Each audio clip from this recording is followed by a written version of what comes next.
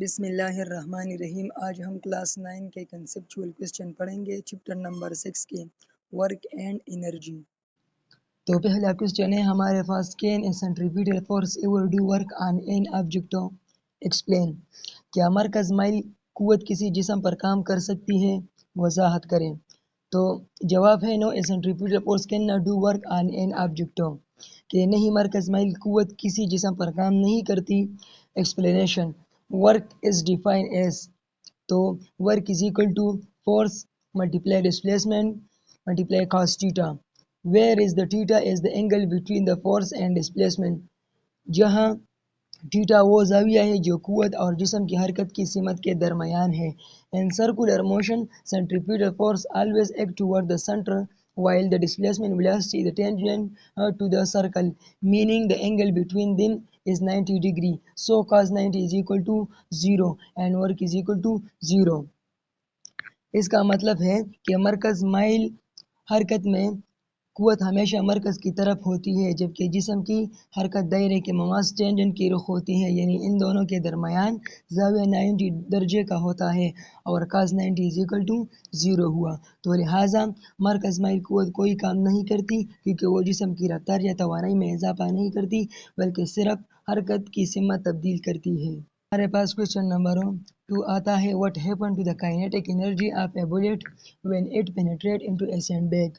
سوال کا مطلب ہے، جب ایک گولی ریت سے بھری ہوئی بوری میں داخل ہوتی ہے تو اس کی حرکتی توانائی کا کیا ہوتا ہے؟ تو جواب ہے، when a bullet penetrates into a sandbag, most of its kinetic energy is lost. This energy is transferred into other form. جواب کا مطلب ہے، جب گولی ریت میں ریت کی بوری میں داخل ہو جاتی ہے تو اس کی زیادہ تر حرکتی توانائی ضائع ہو جاتی ہے اور توانائی مختلف اقسام میں تبدیل ہو جاتی ہے۔ تو نمبر 1 ہے ہیٹ انرجی، یعنی کہ حرارت کی صورت میں گولی اور ریت کے ذرات کے درمیان رگڑ کی وجہ سے۔ نمبر 2 ہے ساؤنڈ انرجی، آواز کی صورت میں گولی کے ٹکرانے سے پیدا ہوتی ہے۔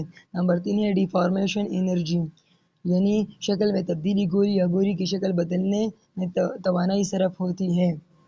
So the bullet slow down and eventually come to a stop, meaning its kinetic energy becomes 0 and all of its has been converted into other form of energy. آخر کار گولی رک جاتی ہے، یعنی اس کی حرکتی توانائی ختم ہو جاتی ہے اور وہ ساری توانائی دوسرے روپوں میں تبدیل ہو چکی ہوتی ہے۔ اس کے بعد ہمارے پاس کوسچن نمبر 3 آتا ہے، a meteor enter into earth atmosphere and burn, what happened to its kinetic energy؟ سوال کا مطلب ہے، جب ایک شہاب ثاقب زمین کے ماحول میں داخل ہوتا ہے اور جل جاتا ہے تو اس کی حرکتی توانائی کائنیٹک انرجی کا کیا ہوتا ہے؟ تو جواب ہے، when a meteor enter the earth atmosphere it move very fast and has a lot of kinetic energy۔ جب شہاب ثاقب زمین کے ماحول میں داخل ہوتا ہے تو وہ بہت تیز رفتاری سے حرکت کرتا ہے، اس کے پاس بہت زیادہ حرکتی توانائی ہوتی ہے۔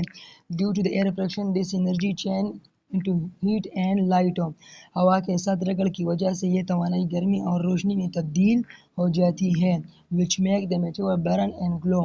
Most of its kinetic energy is lost as heat، یعنی کہ اسی وجہ سے شہاب ثاقب جلتا اور چمکتا ہے، اس کی زیادہ تر حرکتی توانائی حرارت بن کر ختم ہو جاتی ہے۔ بعد ہمارے پاس کوسچن نمبر 4 آتا ہے، two bullets are fired at same time with the same kinetic energy if one bullet has twice the mass of the other, which has the greater speed and by what factor which can do the most work؟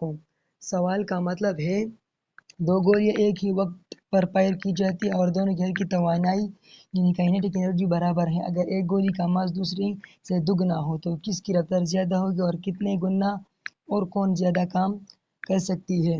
تو جواب ہے، two bullets have same kinetic energy, one has twice the mass of the other, the lighter bullet move faster, its speed is 2 times greater۔ جب گولی کا ماس کم ہو اس کی رفتار زیادہ ہوگی، 2 گنا زیادہ۔ Two bullets can do the same amount of work because their kinetic energy is equal۔ دونوں گولیاں برابر کام کر سکتی ہیں کیونکہ ان کی حرکتی توانائی برابر ہے۔ اس کے بعد ہمارے پاس کوسچن نمبر 5 آتا ہے، Can an object have different amount of gravitational potential energy if it's remain at the same evolution?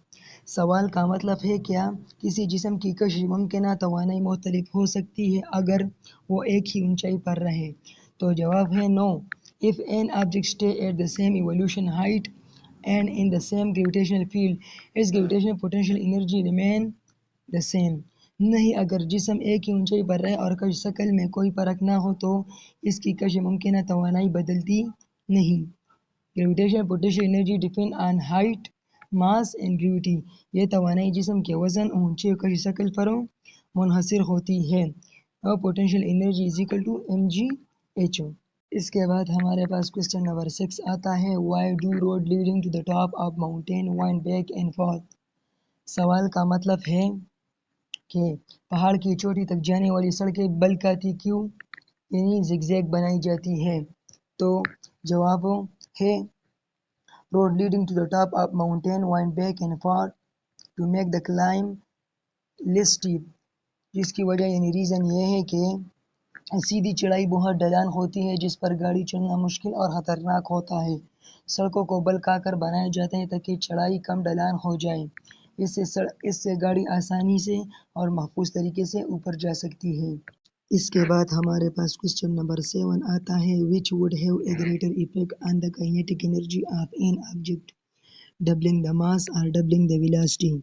सवाल का मतलब है कि किसी जिस्म की हर की तवानाई पर ज़्यादा असर किस चीज़ का होगा, कमियत को दुगना करना या रफ्तार को दुगना करना?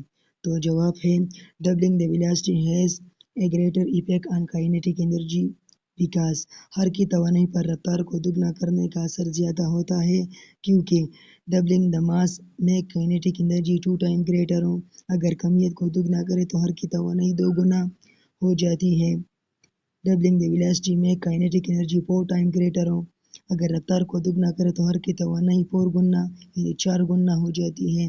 देयरफॉर इसलिए doubling the velocity effect kinetic energy more than doubling the mass. इसलिए रफ्तार को दुगना करना हर की तवानाई पर ज़्यादा असर डालता है. इसके बाद हमारे पास क्वेश्चन नंबर 8 आता है. If A speed of A particle triple by what factor does it kinetic energy increase हो? सवाल का मतलब है अगर किसी ज़र्रे की रफ्तार 3 गुना हो जाए तो इसकी हर की तवानाई कितनी गुना बढ़ जाएगी? तो जवाब है यानी हर की तवानाई का formula kinetic energy is equal to 1/2 mv². अगर रफ्तार 3 गुना हो जाए यानी 3v तो वक्त v kinetic energy is equal to 1/2 mv² is equal to 1/2 m 9v². यानी कि हमने रफ्तार 3 गुना ज़्यादा किया तो ना काइनेटिक एनर्जी हमारे पास कितना आया 9 आया. तो फाइनली आंसर है the kinetic energy increase by A factor of 9. जब रफ्तार 3 गुना होती है तो हर की तवानाई 9 गुना बढ़ जाती है. इसके बाद हमारे पास क्वेश्चन नंबर 9 आता है. The motor of A crane uses power P to lift A steel beam by what factor must be Motors power increase to lift the beam twice as high in half the time? सवाल का मतलब है अगर एक crane का motor ताकत P इस्तेमाल करता है लोहे की बीम को उठाने के लिए तो मोटर की ताकत कितनी गुना बढ़ानी पड़ेगी अगर बीम को दुगनी ऊंचाई पर आधे वक्त में उठाना हो?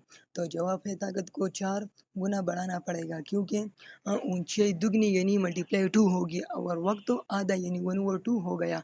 तो फार्मूला के मुताबिक हमारे पास न्यू पावर क्या आया 2 मल्टीप्लाई यानी work divide 0.5 multiply time is equal to 4 multiply power यानी ताकत को 4 गुना बढ़ाना पड़ेगा.